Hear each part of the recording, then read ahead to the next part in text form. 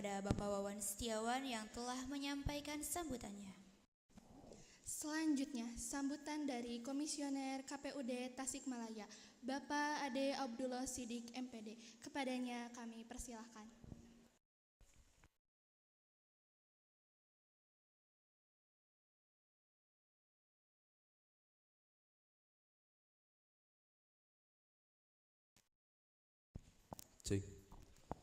Bismillahirrahmanirrahim. Assalamualaikum warahmatullahi wabarakatuh.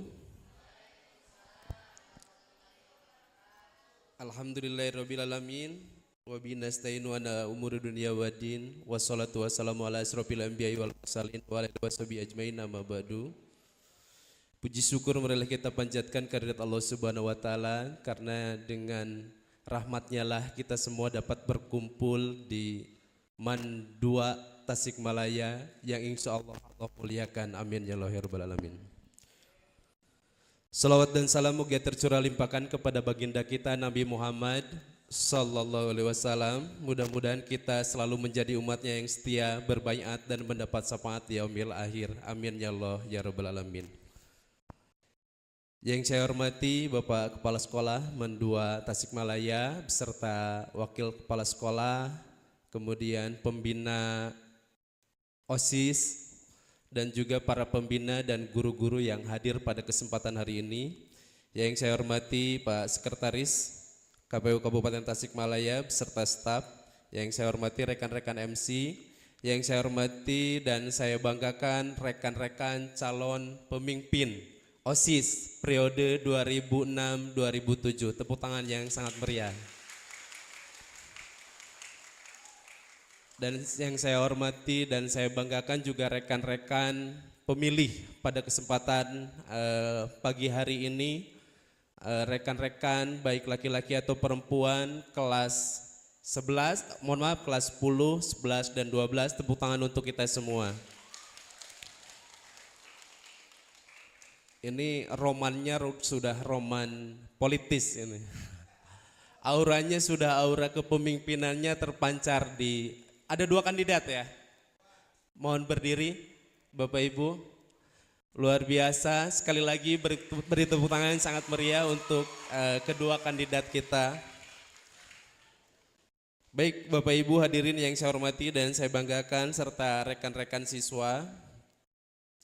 Tentu dalam sebuah demokrasi kita mengenal 2 makna dalam demokrasi. Yang pertama adalah demos, yang kedua adalah kratos. Tentu ini sudah diajarkan oleh Bapak Ibu di kelas, yang mana bahwa pengertiannya itu adalah demos itu adalah rakyat, yang kedua kratos itu adalah kekuasaan. Artinya apa? Bahwa kekuasaan dari rakyat. Biasanya kita mengatakan bahwa demokrasi itu, kalau kita mengutip dari Abraham Lincoln, demokrasi itu adalah orang yang lahir dari rakyat, kemudian oleh rakyat dan juga untuk rakyat. Sesimpel itu. Artinya apa Bapak Ibu, rekan-rekan, bahwa hari ini teman-teman yang hari ini menjadi calon ketua OSIS itu adalah orang yang lahir dari MAN 2 Tasikmalaya. Betul? Kemudian beliau nanti akan juga berkontribusi untuk warga MAN 2 Tasikmalaya. Siapapun yang terpilih tentunya adalah pilihan terbaik saat menjalankan prosesi pemilihan. Jadi siapapun yang terpilih tentu itu adalah pilihan warga. Artinya dia lahir dari warga, dipilih oleh warga dan juga bekerja untuk warga. Warga dalam hal ini adalah warga MAN 2 Tasikmalaya. Tepuk tangan dong sekali lagi, luar biasa ini. Tapi ini tidak ada pecah belah ya, tidak ada ya. Tidak terjadi pembelahan. Tidak ada atau belum? Jangan. Tentu kita juga dalam berpolitis ini harus memiliki jiwa yang besar dan juga berpikir positif. Artinya apa? Bahwa siapapun yang terpilih itu adalah sudah kehendak Allah, begitu. Dan ini adalah tentu, ini adalah rangkaian pembelajaran yang baik, rekan-rekan. Kenapa politik itu diterapkan sejak dini? Agar ketika nanti dewasa, kita tidak lagi tabu. Kita tidak lagi, wah ini sesuatu yang baru, tidak. Bahwa ini merupakan rangkaian-rangkaian kecil yang sudah kita lakukan sejak kita di SMP dan juga di di SMA, mohon maaf, sejak di MTS dan juga sejak di MA. Artinya bahwa ini hal biasa, kalah menang juga biasa. Kenapa ada mahkamah seperti tadi di Tasikmalaya? Karena itu juga bagian dari demokrasi, itu juga bagian dari sistem politik. Nih jangan sampai nanti yang kalah menggugat. Menggugatnya ke siapa? Ke pembina. Wah, tidak ya, mudah-mudahan kita memiliki jiwa yang besar. Kita siap menang dan siap kalah. Sekali lagi, itu untuk kandidat yang dua, siap menang siap kalah tidak? Tepuk tangan dong untuk kedua kandidat, luar biasa.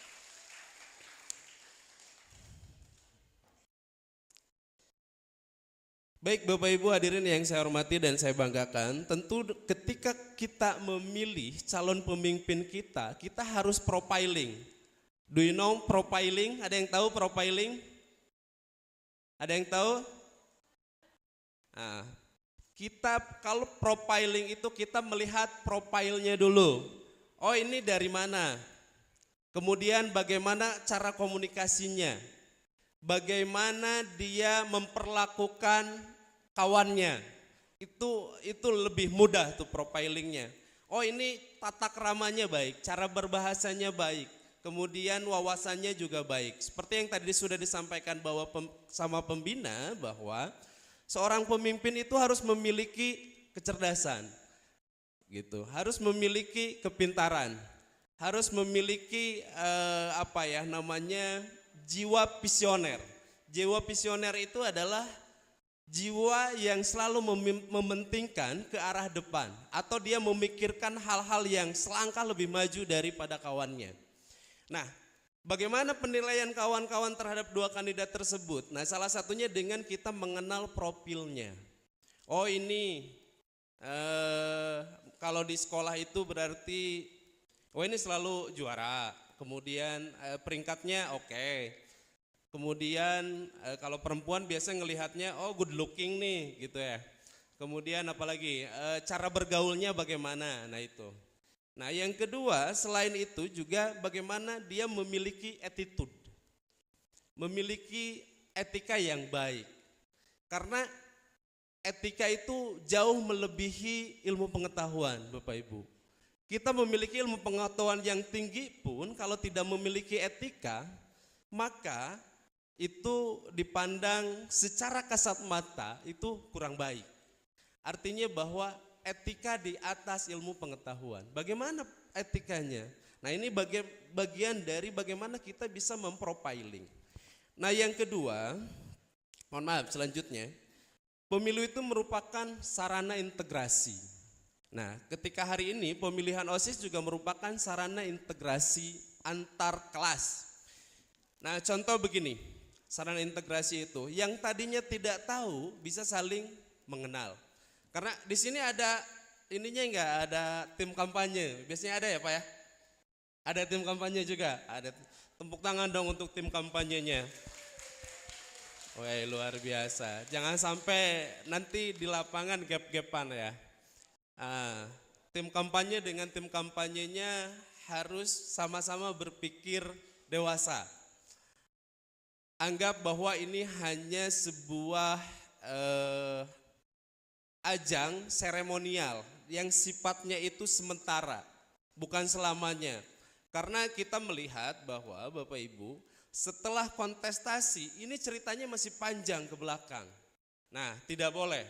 Semua close. Ketika sudah berkompetisi, maka selesai sudah. Permusuhannya, perdebatannya, kemudian juga jutek-jutekannya, semua harus di close. Kenapa? Karena berkawan itu selamanya. Berkepentingan itu sesaat, artinya berkepentingan itu untuk memilih pasangan 1, 2 ya. Ini apa nih pasangannya?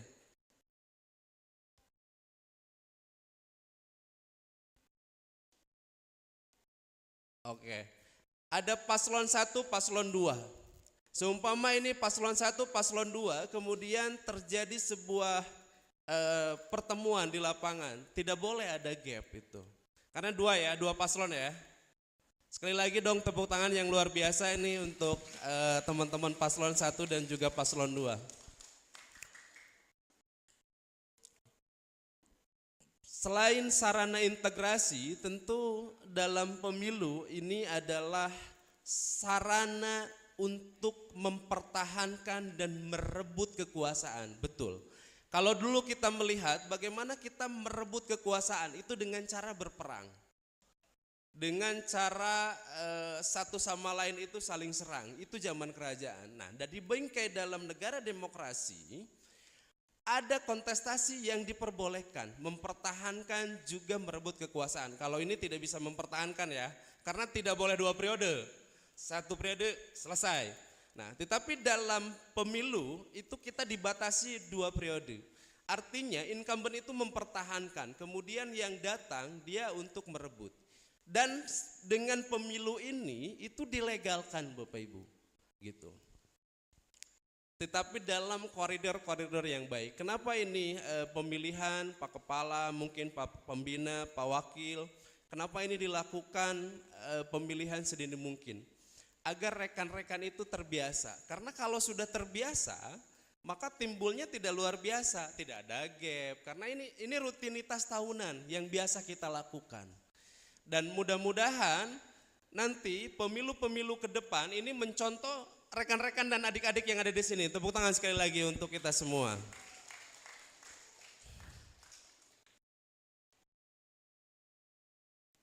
Ini sudah di profiling belum para calon kandidatnya? Sudah? Sudah pada tahu? Sudah kenalan A? Atau kenalan? Sudah kenal semua? Insya Allah luar biasa, tepuk tangan ini. Ini timnya hebat. Baik Bapak Ibu hadirin yang saya hormati, sebagai sarana kedaulatan rakyat, bagaimana rakyat itu harus berdaulat atas pemimpinnya.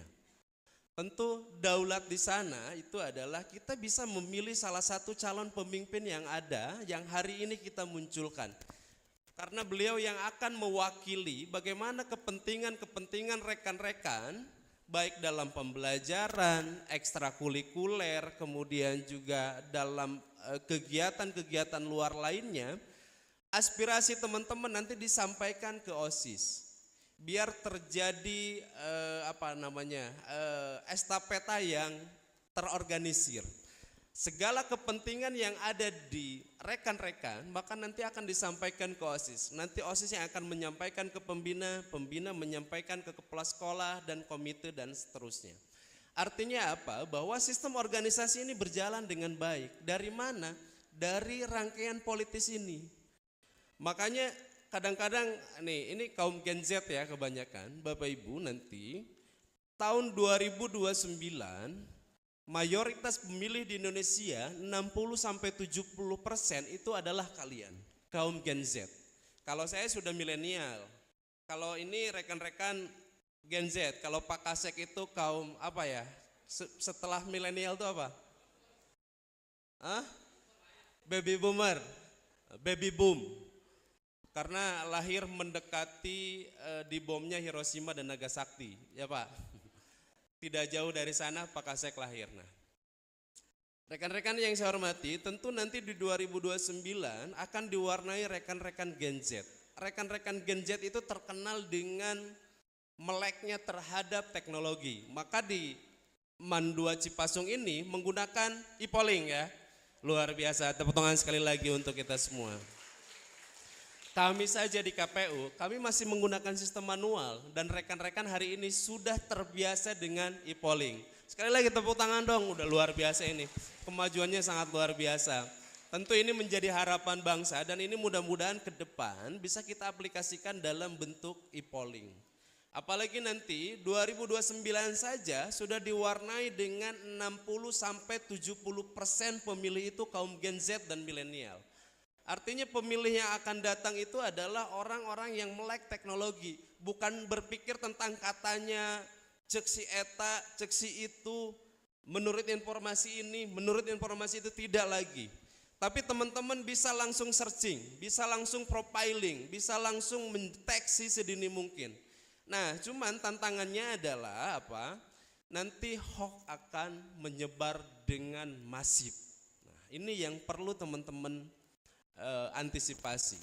Maka segala sesuatu informasi yang masuk baik hari ini dalam pemilihan OSIS ataupun dalam pemilihan-pemilihan lainnya, kita harus pandai memfilter. Kenapa? Karena hoax ini dengan mudah, satu klik aja sudah menyebar ke ribuan orang. Sehingga informasi itu akan sampai pada rekan-rekan. Nah, kalau kalian makan mentah-mentah, apa bedanya teman-teman dengan baby boomer? Bukan lagi kaum Gen Z ini. Makanya kalau kaum Gen Z banyak informasi yang didapatkan. Mungkin Pak Kepala dulu seusia teman-teman gak kenal tuh namanya handphone, gak kenal ya Pak ya. Saya aja waktu SMA gak kenal Bapak Ibu. Tahun 2005 itu saya belum kenal yang namanya ini. Jadi informasi itu hanya katanya. Kalau hari ini kalian sudah lagi tidak berpikir tentang katanya. Artinya bahwa profiling Anda itu bisa lebih cepat. Searchingnya bisa lebih cepat. Dan datanya juga bisa lebih akurat. Kenapa? Karena pembandingnya sangat banyak. Begitu.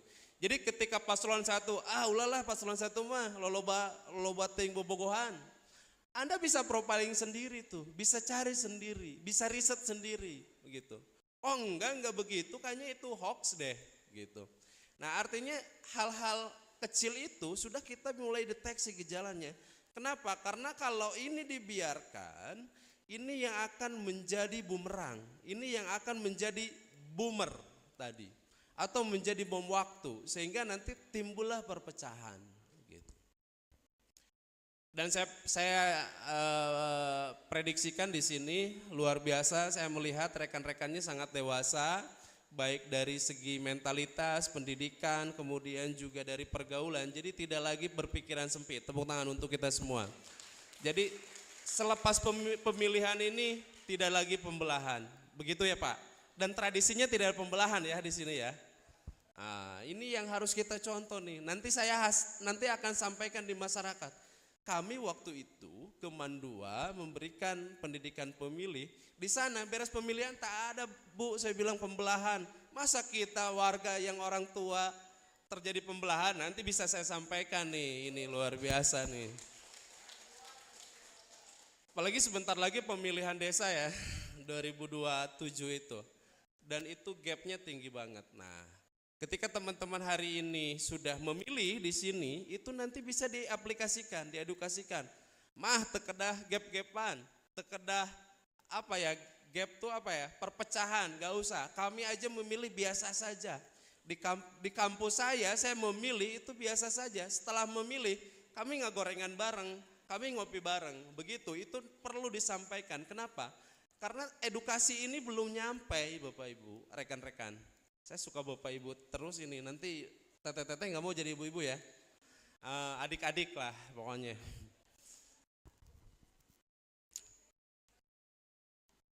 Baik, ini kayaknya terlalu lama ini berceramahnya, nanti debatnya terhambat. Pesan saya adalah bahwa jadilah pemimpin yang arif dan bijaksana, jadilah paslon yang berjiwa besar. Kalah menang itu adalah pilihan hidup. Yang kedua, kalah menang itu adalah sudah jadi qadarullah. Kalah menang adalah hasil dari buah usaha. Maka bila mana ada salah satu paslon yang kedepannya belum berhasil, bukan tidak sukses ya, belum berhasil karena rangkaian Anda itu masih panjang. Kehidupan Anda itu masih panjang. Belum berhasil, itu patut kita evaluasi, apa strategi kami yang salah. Sepertinya apakah cara saya sosialisasi, cara saya membina rekan-rekan atau sikap saya yang salah. Jadi lebih baik kita berevaluasi bila mana ada sesuatu yang tadi belum seberuntung. Atau juga ada rekan-rekan yang nanti salah satu paslon yang menang, mohon jangan berbangga hati atau menyombongkan diri. Kenapa? Karena sejatinya orang sombong karirnya itu stuck dan dia siap-siap untuk terjun ke bawah. Jadi jadikan itu adalah sebuah kekuatan untuk kita melakukan atau berkarya yang lebih baik dan jauh lebih baik. Pesan untuk rekan-rekan pemilih, milihlah dengan hati nurani kalian, bahwa tidak boleh terpengaruh oleh A, B, C, tapi itu merupakan hasil riset kalian. Kenapa? Karena ini akan jauh lebih berguna ke depan ketika kalian sudah bisa menentukan pilihan atas dasar rasional dan juga hati nurani kalian, maka itu akan membangun Indonesia lebih baik dan lebih baik lagi. Tepuk tangan untuk kita semua. Jadi tentu kami berharap di ajang ini itu adalah bagaimana kita melatih, bagaimana melahirkan kepemimpinan yang mempunyai kapasitas, pemilih juga yang memiliki kapasitas dan juga kejelian dalam memilih. Tidak terpengaruh oleh hal lain, karena ini menjadi dasar. Kalau hari ini Anda sudah bisa mandiri menentukan atas dasar pilihan Anda sendiri, bukan atas dasar iming-iming atau bukan atas dasar dari bisikan orang, maka kalian akan menjadi pribadi yang mandiri dan dewasa.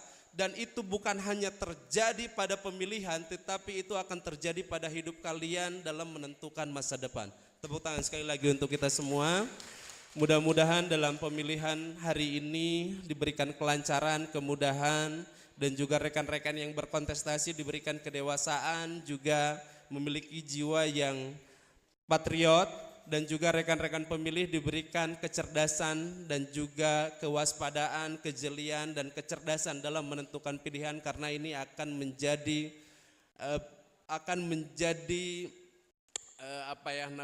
jati diri teman-teman dalam pemilihan selanjutnya. Dari saya dicukupkan sekian, kurang lebihnya mohon maaf. Aidul kalam. Assalamualaikum warahmatullahi wabarakatuh.